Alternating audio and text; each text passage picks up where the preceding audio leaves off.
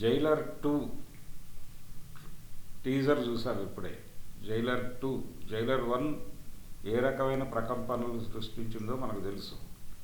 అయితే ఇప్పుడు Jailer 2 teaser వదిలారు. ఇది కూడా చాలా, అంటే కొన్ని క్యారెక్టర్స్ డైరెక్టర్లను పట్టుకుని వదలవు అనేది ఆయన చెప్పదలుచుకున్నాడు. అంటే ఇక అనివార్యతని క్రియేట్ చేస్తాయి క్యారెక్టర్లే. చాలా సందర్భాల్లో మనకు ఫ్రాంచైజీ మూవీస్ అంటాం, ఇవి కూడా ఒక అనివార్యతలో నుంచి వచ్చే సినిమాలే. అంటే క్యారెక్టర్లు డిమాండ్ చేస్తాయి, కథ డిమాండ్ చేస్తుంది.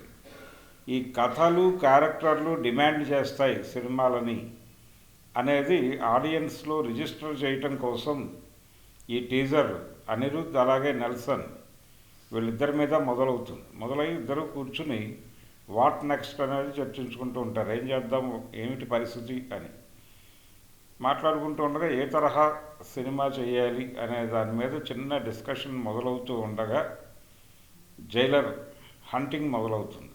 ఈ హంట్ వీళ్ళు కూర్చున్నటువంటి రూమ్లోకి వచ్చేస్తుంది.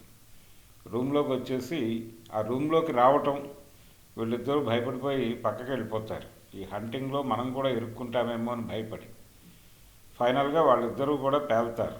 అది ట్రైలర్లో, టీజర్లో ఆయన చెప్పదలుచుకుంది.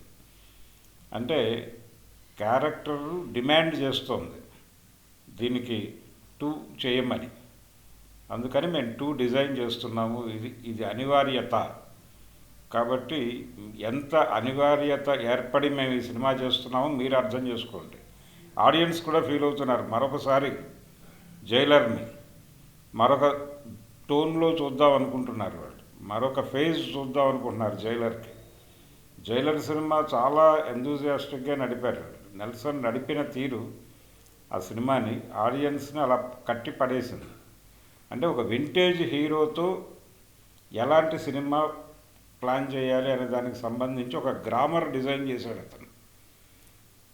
ఆ వెటరన్ హీరో తాలూకా మేనరిజమ్స్ ఉంటూనే, అలాగే ఆ వెటరన్ హీరో అభిమానులు అతని నుంచి ఏం కోరుకుంటున్నారో అవి ఉంటూనే ఒక కొత్తదనాన్ని చెప్పగలగటం. అలాగే కేవలం అభిమానుల్ని మాత్రమే కాదు, ఈ జనరేషన్ ఆడియన్స్ని, ఈ జనరేషన్ సినిమాలు చూసేటువంటి వాళ్ళని, వీళ్ళందరినీ కూడా థియేటర్కి గ్రాప్ చేయటం అనేది ప్రోగ్రామ్. దీన్ని అద్భుతంగా వర్కౌట్ చేశారు వాళ్ళు జైలర్ సినిమా నుంచి. చాలామంది డైరెక్టర్లకు ఇది ఇన్స్పిరేషన్. ఇప్పుడు పర్టికులర్గా వింటేజ్ హీరోలతో ప్రాజెక్టులు అనౌన్స్ చేసిన చాలామంది డైరెక్టర్లకు జైలర్ ఇన్స్పిరేషన్. జైలర్ మాత్రమే కాదు, కమల్ హాసన్ విక్రమ్ కూడా ఇన్స్పిరేషనే.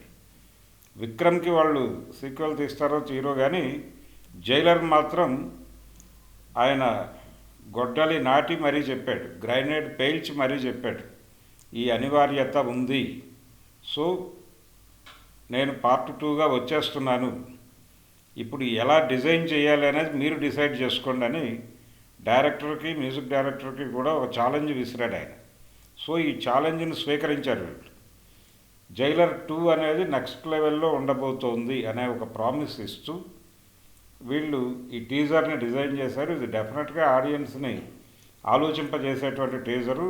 ఇది దీని మీద డిస్కషన్స్ మొదలవుతాయి, ఎలా ఉండబోతోంది అనేది. మనకి జైలర్ 1కి ఒక ఇన్స్పిరేషన్ ఉంది. యాక్చువల్గా శివాజీ గారి తంగ పథకం రెఫరెన్స్లు కనిపిస్తాయి ఆ సినిమాలో. మరి ఈ జైలర్ 2కి ఏ రిఫరెన్స్ కనిపిస్తుందో మనం నెక్స్ట్ ఇంకా ఉంది. ఇది మొదలు మాత్రమే, ఇది అంతం కాదు, ఆరంభం మాత్రమే అన్నట్టుగా ఇది ఆరంభం మాత్రమే. ఇప్పుడు నెక్స్ట్ సినిమా అనౌన్స్మెంట్ ఉంటుంది, తర్వాత ఎవరెవరు కాస్టింగ్ ఏమిటి అనేది వస్తుంది, తర్వాత ట్రైలర్లు వస్తాయి. నెమ్మదిగా ఈ సినిమా మీద ఒక ఫీవర్ క్రియేట్ చేస్తారు. ఒక ఫీవర్ క్రియేట్ చేయటం అనేది ప్రోగ్రామ్గా జరుగుతోంది. ఈ మధ్య చాలా చూస్తున్నాం మనం.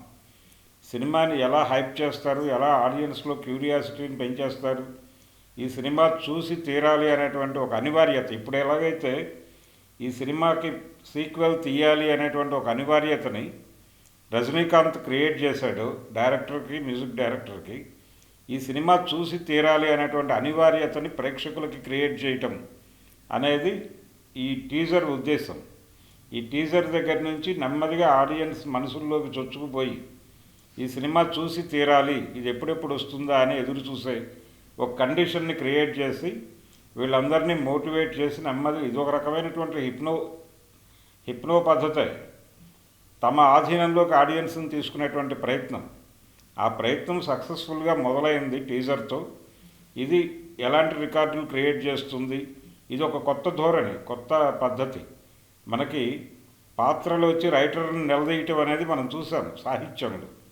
దాన్ని సినిమాకి అడాప్ట్ చేశారు. ఇప్పుడు అడాప్ట్ చేసి ఈ జైలర్ అనేటువంటి క్యారెక్టరు ఏది ఆలోచించినా వీళ్ళ ఆలోచనలు అక్కడికే వెళ్తున్నాయి. సో అలా ఒక నా కాన్బట్ సిచ్యువేషన్లో మేము ఈ సినిమా చేస్తున్నాం. మేము ఎలాగైతే అనివార్యతను ఫీల్ అవుతున్నామో మీరు కూడా అలాగే ఫీల్ అవ్వాల్సి ఉంటుంది అన్న టోన్లో ఈ టీజర్ని డిజైన్ చేసిన పద్ధతి చాలా బాగుంది.